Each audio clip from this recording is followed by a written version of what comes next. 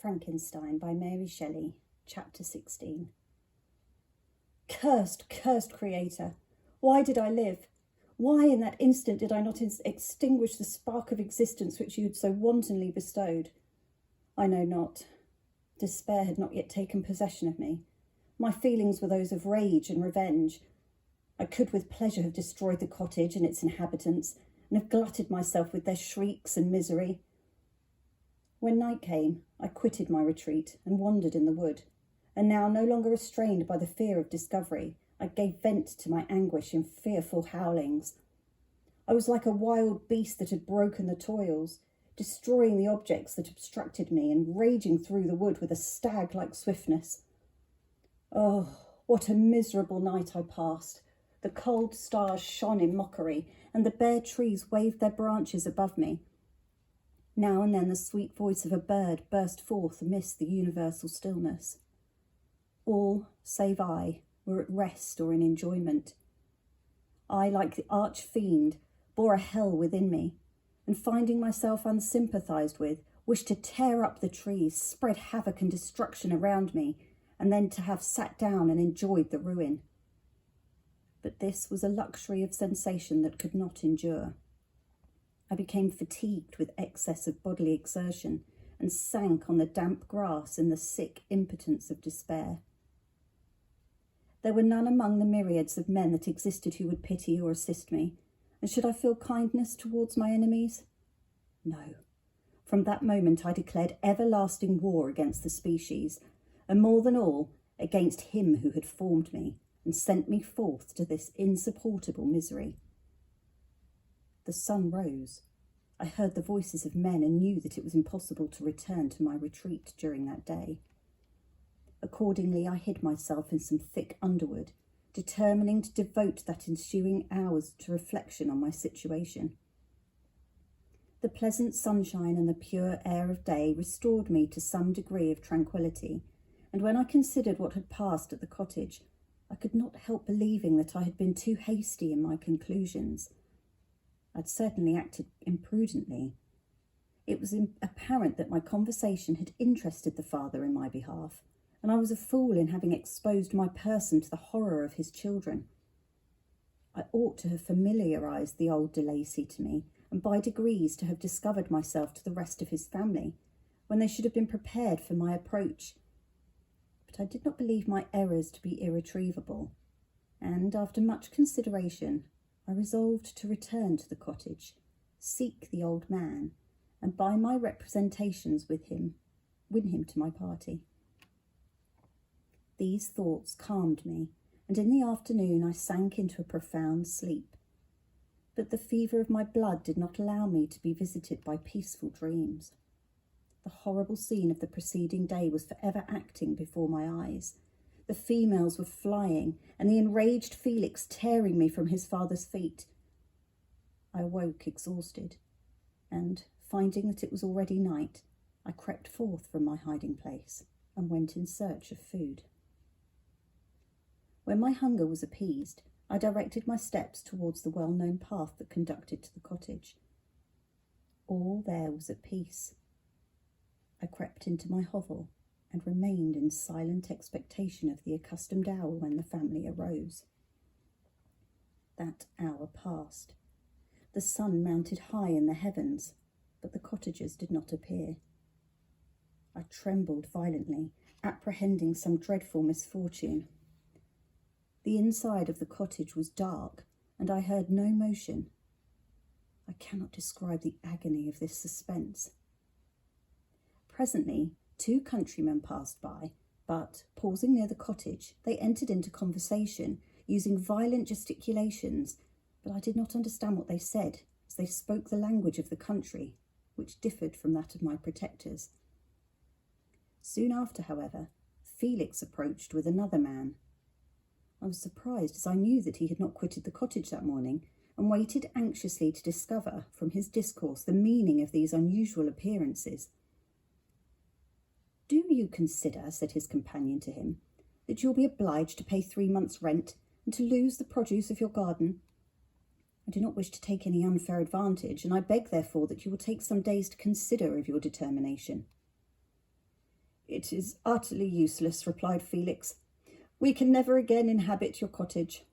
The life of my father is in the greatest danger, owing to the dreadful circumstance that I have related. My wife and my sister will never recover their horror. I entreat you not to reason with me any more. Take possession of your tenement, and let me fly from this place. Felix trembled violently as he said this. He and his companion entered the cottage, in which they remained for a few minutes, and then departed. I never saw any of the family of de Lacy more. I continued for the remainder of the day in my hovel in a state of utter and stupid despair. My protectors had departed, and had broken the only link that held me to the world. For the first time the feelings of revenge and hatred filled my bosom, and I did not strive to control them, but allowing myself to be borne away by the stream, I bent my mind towards injury and death. When I thought of my friends, of the mild voice of de Lacy, the gentle eyes of Agatha, and the exquisite beauty of the Arabian, these thoughts vanished, and a gush of tears somewhat soothed me. But again, when I reflected that they had spurned and deserted me, anger returned, a rage of anger, and, unable to injure anything human, I turned my fury towards inanimate objects.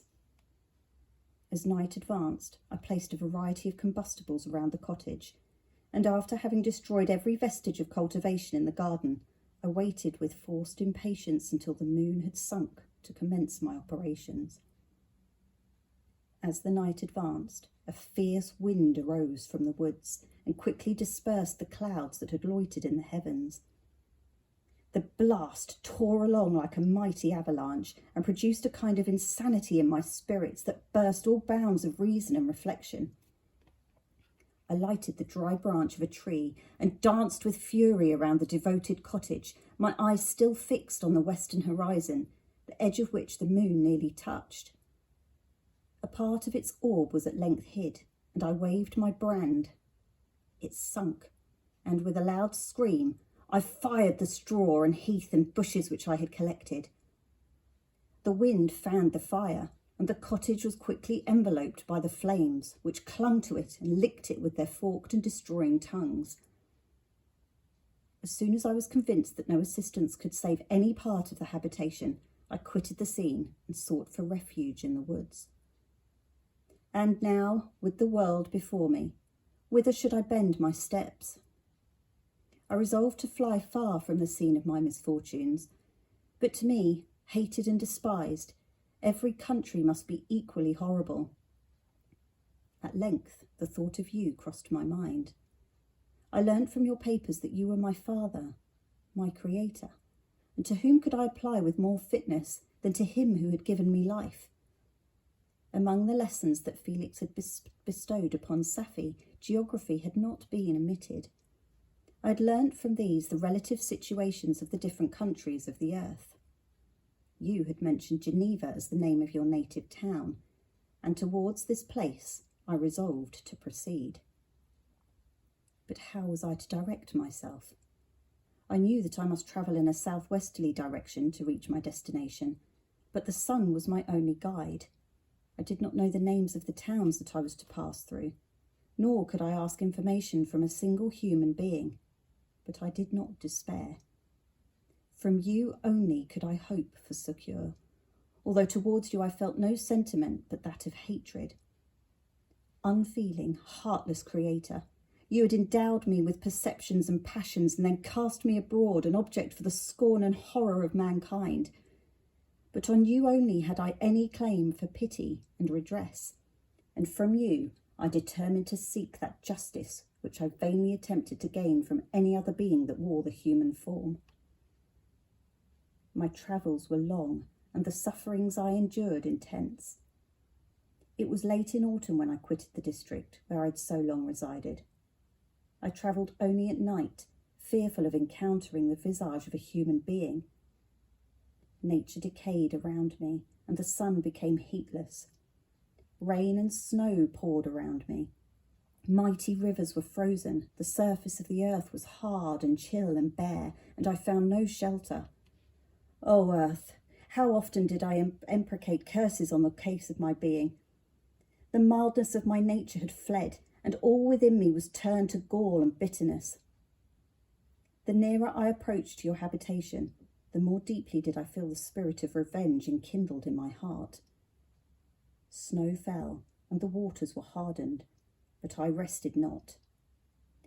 A few incidents now and then directed me, and I possessed a map of the country, but I often wandered wide from my path. The agony of my feelings allowed me no respite. No incident occurred from which my rage and misery could not extract its food, but a circumstance that happened when I arrived in the confines of Switzerland, when the sun had recovered its warmth and the earth again began to look green, confirmed in an especial manner the bitterness and horror of my feelings. I generally rested during the day, and travelled only when I was secured by night from the view of man. One morning, however, finding that my path lay through a deep wood, I ventured to continue my journey after the sun had risen. The day, which was one of the first of spring, cheered even me by the loveliness of its sunshine and the balminess of the air. I felt emotions of gentleness and pleasure that had long appeared dead revive within me. Half surprised by the novelty of these sensations, I allowed myself to be borne away by them, and forgetting my solitude and deformity, dared to be happy. Soft tears again bedewed my cheeks, and I even raised my humid eyes with thankfulness towards the blessed sun which bestowed such joy upon me.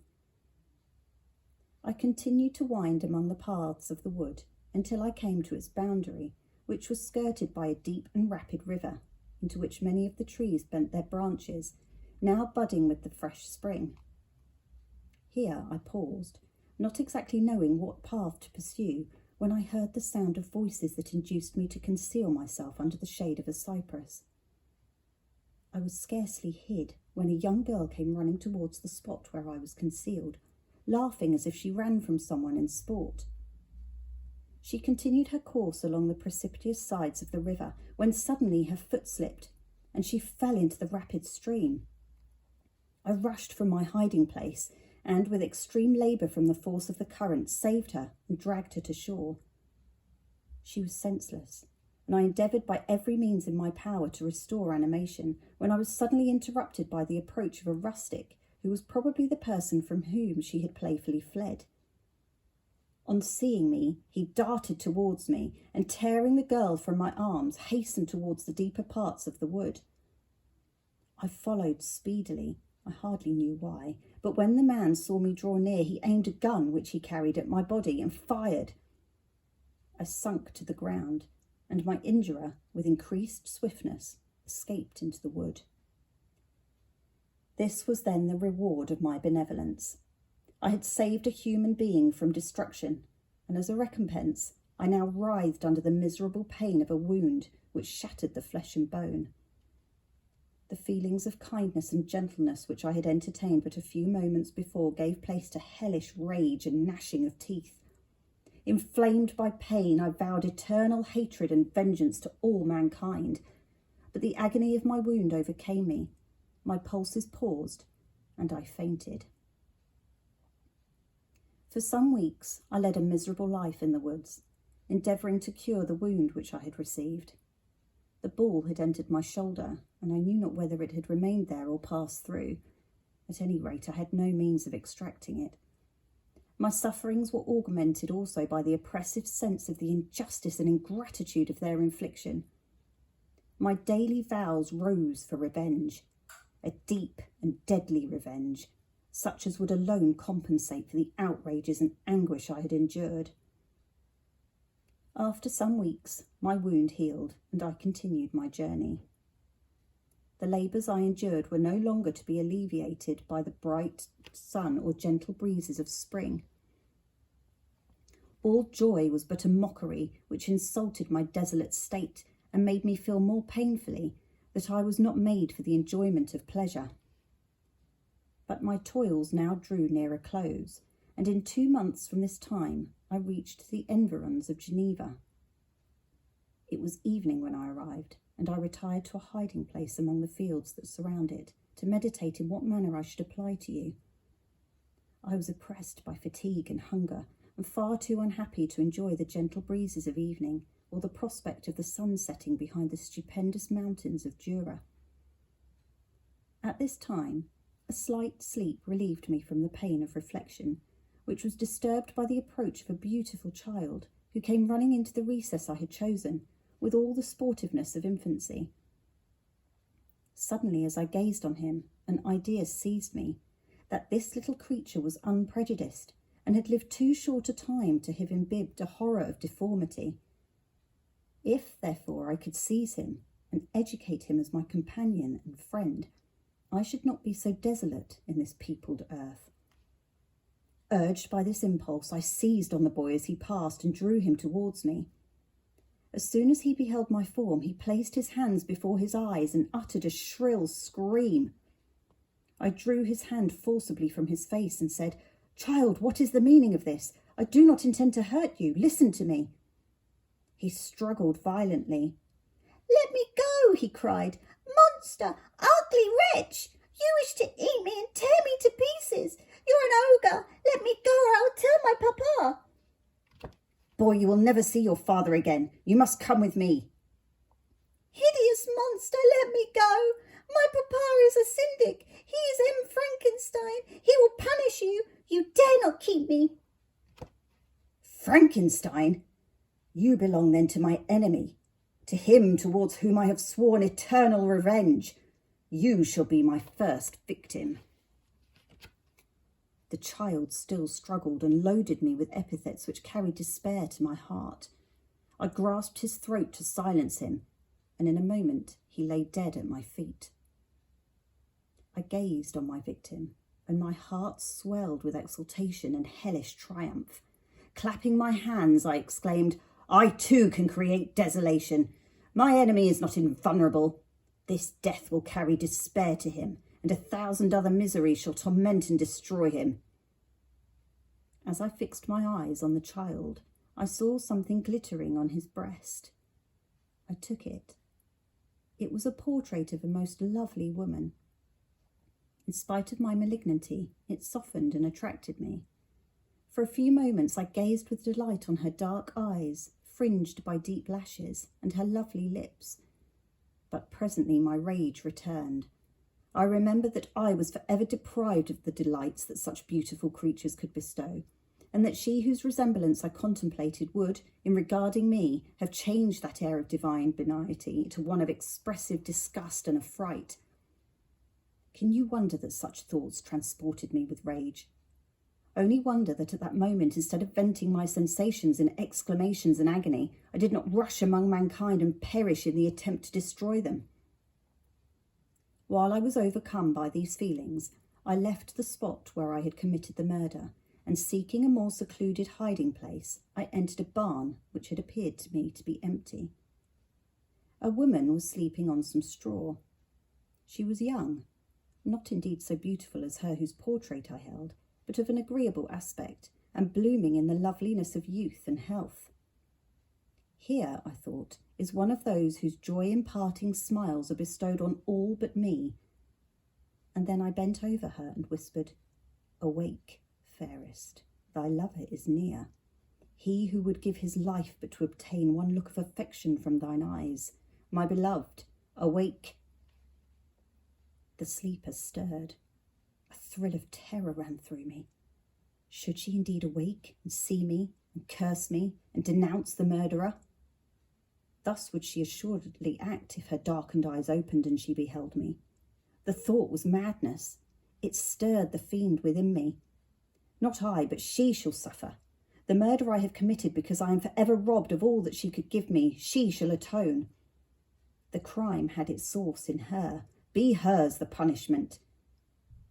Thanks to the lessons of Felix and the sanguinary laws of man, I had learnt now to work mischief. I bent over her and placed the portrait securely in one of the folds of her dress. She moved again, and I fled. For some days I haunted the spot where these scenes had taken place, sometimes wishing to see you, sometimes resolved to quit the world and its miseries forever. At length I wandered towards these mountains and have ranged through their immense recesses, consumed by a burning passion which you alone can gratify. We may not part until you have promised to comply with my requisition. I am alone and miserable. Man will not associate with me. But one as deformed and horrible as myself would not deny herself to me. My companion must be of the same species and have the same defects. This being you must create.